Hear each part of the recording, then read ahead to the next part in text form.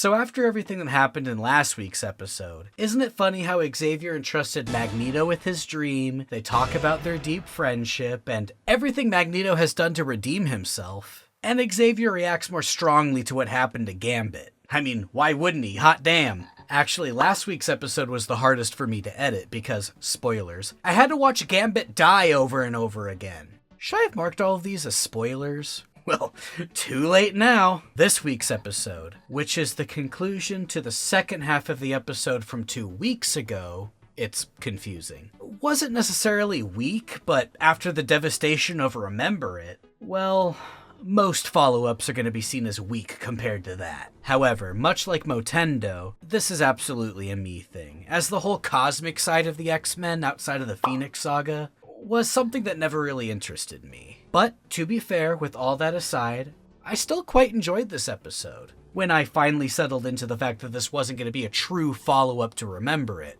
At least, not in the traditional sense. A few videos ago, I made the observation that the intro changes a bit from episode to episode, with characters either being added or subtracted from the sequence, depending on their status on the show. I theorized and thought that it would be cool for the show to have a rotating roster. It just feels kinda wrong seeing the X-Men intro without Gambit in it, but I will say I audibly fanboyed when I saw they added Nightcrawler, but don't expect to see him much in this episode. Actually, don't expect to see most of the X-Men in this episode, because it really only focuses on 2. I'm gonna start with the Shi'ar stuff because, and I'm sorry for those who really love it, but it's the stuff that I found less interesting. But again, to be fair to the show, I was never bored, and I did like the use of color in this portion of the episode. It was also neat to see Ronan the Accuser, a character most people would probably know as the villain from the first Guardians of the Galaxy film. I forgot how much the Kree, Skrulls, and whatnot are tied to the X-Men. Anyway, like I mentioned in my first recap video, at the end of the original show,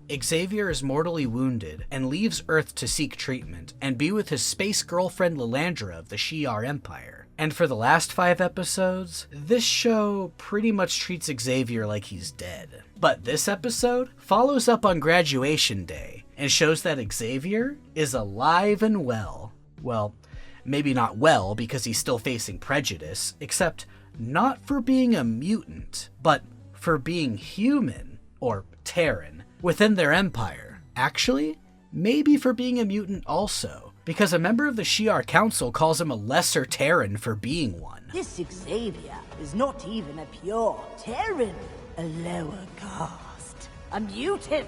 Wow, the universe is so vast and mysterious, but bigotry spans across galaxies. Also, if you did watch this show with only like a passing knowledge of the original, I could see this being a little confusing, with Xavier being alive with his space girlfriend. I don't know, I have no way of knowing. So Lilandra and Xavier announced their plans to marry, meaning Xavier would rule by her side, to which her hot-headed sister, Deathbird, objects, and evokes a trial of sorts to prove Xavier's loyalty to the Shi'ar. And that trial is to have Lilandra wipe his memories from his time on Earth, of his X-Men. And all this comes after he asks Lilandra to honeymoon with him on Earth so he can see them. Also, after he says this. Your man speaks as if I am your pet.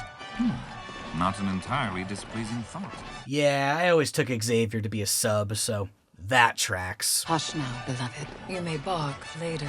Before the memory wipe can happen, though, infighting breaks out between the Shi'ar, and Xavier uses not only his psychic powers, but his skills as a professor to pull them all into the astral plane and teach them. He informs them of their destructive conquest, and how he believes in peace between all backgrounds, and he very nearly convinces them, until he has a vision of Gambit's death. Great, thanks for reminding me that you killed off my childhood hero show. Thanks.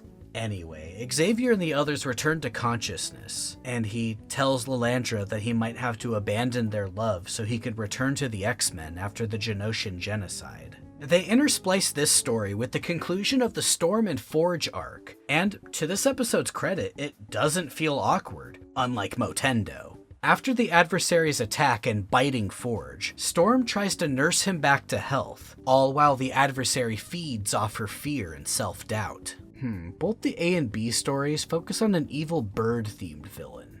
I wonder if that's a coincidence. As for the negatives first, we see the adversary beaten twice in their half of the episode, and both times they're kinda taken out like a little bitch. The first is almost at the beginning of Aurora's story, with Forge just trapping her with a magic spell. Then Storm and a dying Forge venture out to find a healing cactus, which sounds really dumb when I say it out loud. I really do enjoy their interactions together. Yeah, Forge kinda did jump the gun by telling her that he loves her way too quickly, but I do like their budding romance. And I like that Forge, even though he's in absolutely no shape to travel, initially tells Storm that he wants to come along because he's afraid of dying alone, but he actually forced himself to come along because he knew that the cactus was in a tight space and that Aurora was claustrophobic. I just thought that was really cute and thoughtful. Storm then conquers her claustrophobia to get to the plant, all while being taunted by the adversary. As they harken back to the beginning of this episode, with Storm saying maybe it's best that she's human now, a lie that she's been telling herself, a lie that the adversary has been feeding off of.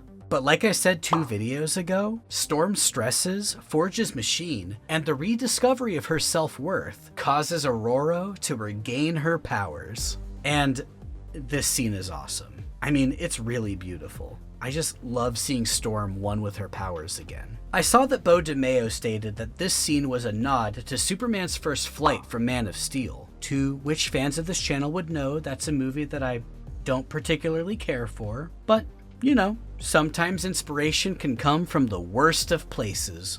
That sounded like a backhanded compliment, which it was. I also love that they put Storm in her iconic 80s outfit, which kind of just appears on her. To be fair, in the first episode of the original series, she has the power to turn her everyday clothes into her white outfit, so maybe it's a callback to that. That's not really a criticism, just an observation I had. Also, wait, this is X-Men 97, but they put her in her 80s outfit? You know what? I'm not even mad. She looks way too cool for me to nitpick like that. So with the adversary defeated, Forge on the mend, and Storm's powers restored, it looks like Storm and Forge can finally... Nations refusing to allow mutants displaced by the brutal attack on Genosha to return to their home countries. This, as rumors swirl that Genosha is the opening salvo in the long-feared evolutionary war between humans and mutants. Yeah, just like in Xavier's story, Storm learns about the desolation on Genosha, and, presumably, like Xavier, makes her way back to the X-Men. Maybe with Forge in tow? I guess we'll have to wait and see. Even though the setting of the Professor X side of the story wasn't really my cup of tea, I still very much enjoyed it. And I also enjoyed the conclusion of Storm and Forge's story. I just wish we got to see more of the aftermath of what happened to Gambit and Magneto. I guess we kinda do, a little bit, with the ending stinger with Bolivar Trask and Mr. Sinister being behind Genosha to some capacity. Although I meant like I wanted to see more of how the team deals with that loss. But this was far from a not without my anus situation. If you got that reference, leave a comment below. What did you guys think of this week's episode? Did you like them bringing Xavier back, or did you think it was better with him being out of the picture? Also, I hate being this guy, but if you could leave a like and share this video around just to boost me in the algorithm, I'd really appreciate it. And I have sketches and other reviews coming, but I've been really enjoying doing these recaps, and I hope y'all are enjoying them too. Anyway, I'll see you guys next week for my review of the episode Bright Eyes, an episode I had no idea even existed until I finished writing this. So until then, later. Special thanks to Mrs. Froggy, Big Drippy, Rukix, Robith, Straight Queer, Catherine Escobar, and Charizard for supporting me on Patreon. And thank you for making it to the end of the video.